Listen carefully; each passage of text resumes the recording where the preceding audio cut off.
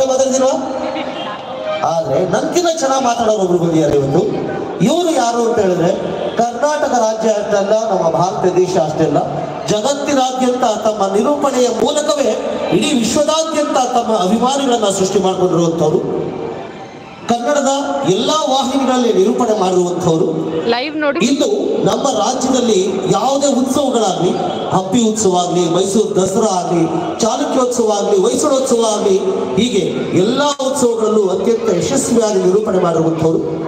ಇನ್ನು ಟಿವಿಗಳಲ್ಲಿ ಈಗಾಗಲೇ ಹೇಳಿದೆ ಬಹಳಷ್ಟು ಕಾರ್ಯಕ್ರಮದಲ್ಲಿ ನಿರೂಪಣೆ ಮಾಡಿದ್ದಾರೆ.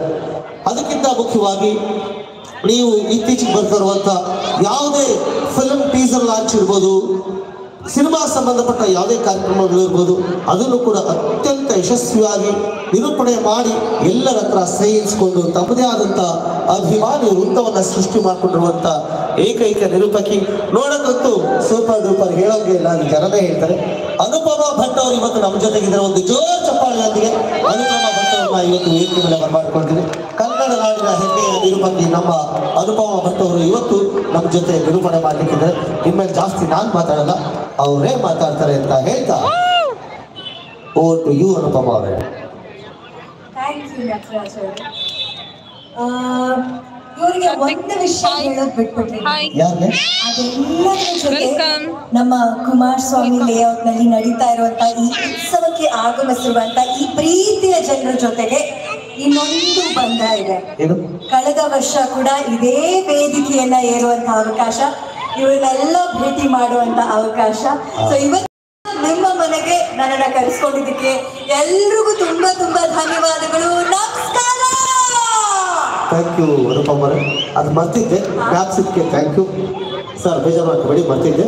ಮರ್ತಿರೋದಕ್ಕೋಸ್ಕರ ಒಂದು ಸಾವಿರ ಜಾಸ್ತಿ ಕೊಡಿ ಸರ್. ಹೌದೌದು, ಖರ್ಚಿಗೆ ಬೇಕು. ಹೇಗಿದ್ದೀರಾ ಎಲ್ಲರೂ? ಸೂಪರ್. ಪುಟಾಣಿಗಳು ಮಾತ್ರ ಚೆನ್ನಾಗಿದ್ದಾರೆ ಅಂತ ಸೌಂಡ್ ಕೇಳಿಸ್ತು, ದೊಡ್ಡವರೆಲ್ಲ ಟೆನ್ಷನ್ ಅಲ್ಲಿ ಇದ್ದೀರಾ? ಸೂಪರ್. ನೀವು ಚೆನ್ನಾಗಿಲ್ವೇನ್ರು? ಯಾಕೆ ಚಾಕ್ಲೇಟ್ ಬಿಸ್ಕೆಟ್ ಎಲ್ಲ ಕೊಟ್ಟಿಲ್ವಾ? ಅಭಿಷೇಕ್ ಅಣ್ಣ ಆಮೇಲೆ ಕೊಡಿಸ್ತಾರೆ, ಅದ್ರ ಕೊಟ್ಟಿಲ್ಲ ಅಂದ್ರೆ ನಾ ಕೊಡ್ತೀನಿ, ಆಯ್ತಾ? ಮತ್ತೊಮ್ಮೆ ಎಲ್ರಿಗೂ ಪ್ರೀತಿಯ ಸ್ವಾಗತ. ಕಾರಣ ಇಷ್ಟು ಅದ್ಭುತವಾದ ವೇದಿಕೆ, ಒಂದು ಅದ್ಭುತವಾದ ಕಾರ್ಯಕ್ರಮಕ್ಕೆ, ಒಂದು ಅದ್ಭುತವಾದ ಕಾರಣಕ್ಕೆ ನಾವು ನೀವೆಲ್ಲರೂ ಸೇರಿದ್ದೇವೆ. ಕಾಲಭೈರವೇಶ್ವರನ ಆಶೀರ್ವಾದ, ಅಣ್ಣಮ್ಮನ ವಾರ್ಷಿಕೋತ್ಸವ, ಈ ಉತ್ಸವ, ಈ ಜಯಂತಿ, ಇದೆಲ್ಲ ಒಂದು ಕಾರಣ, ಒಂದು ನಿಮಿತ್ತಾಶೆ ನಾವು ನೀವೆಲ್ಲರೂ ಸೇರೋದಕ್ಕೆ. 32 ವರ್ಷಗಳಿಂದ ಇಷ್ಟು ಅದ್ಧೂರಿಯಾಗಿ ಈ ಭಗವಂತನ ಆರಾಧನೆ ಈ ಬಡಾವಣೆಯಲ್ಲಿ ನಡೀತಾ ಇದೆ.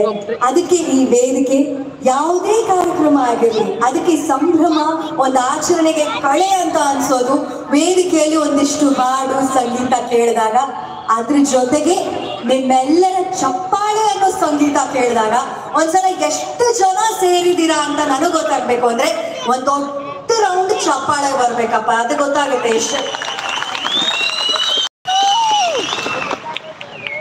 ಈ ಎಲ್ಲ ಚಪ್ಪಾಳೆ ಹೋಗ್ಬೇಕಾಗಿರೋದು ಯಾರಿಗೆ ಗೊತ್ತಾ? ಇಲ್ಲಿ ಎಲ್ಲರಿಗೂ ಇವರು ಚಿರಪರಿಚಿತರು.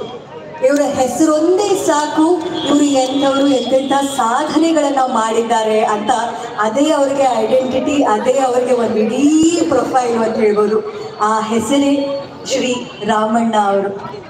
ಕೆಲವರು ವ್ಯಕ್ತಿಗಳು ದೊಡ್ಡವರಾಗಿರ್ತಾರೆ, ಸಾಧನೆಗಳನ್ನ ಮಾಡೋದು, ದುಡ್ಡು ಮಾಡೋದು, ಹಾಗೆ ಹೀಗೆ.